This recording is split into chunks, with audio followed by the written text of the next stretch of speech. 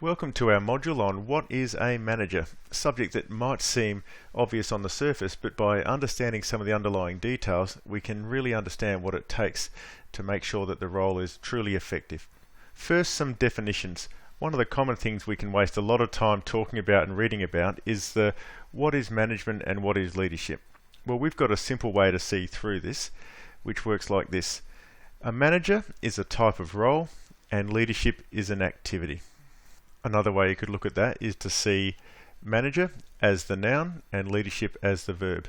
And when we're talking about leadership, that activity we're talking about is getting a group of people to work collaboratively together towards achieving a goal. In other words, everyone arrives at the same destination at the same time.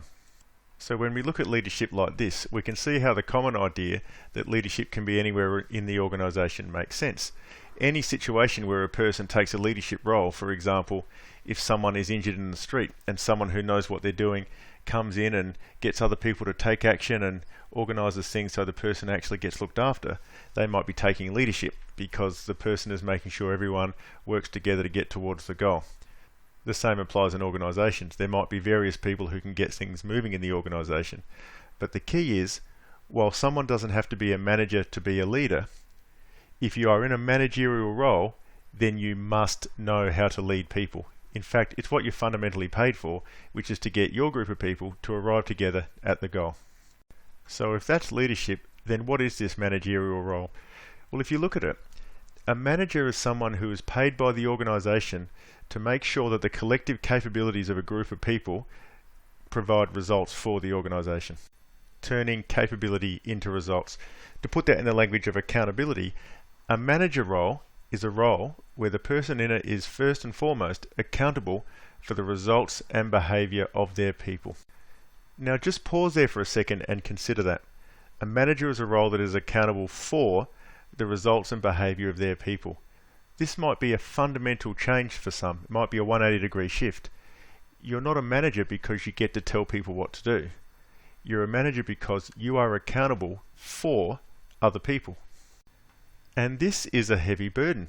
You're accountable for people. So you're not just accountable for the results and behaviour in terms of what the organisation needs.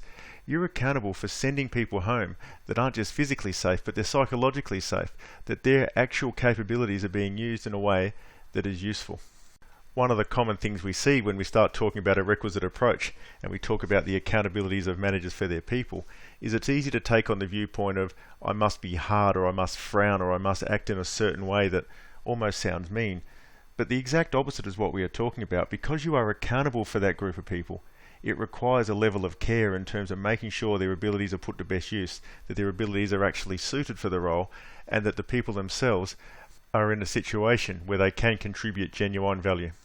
In addition to the accountability for results and behaviour, managers are also accountable for building a team that can work well together while moving in the direction set, and also accountable for continually improving the work environment of their people. In other words, the processes, the systems, the way their people go about their work.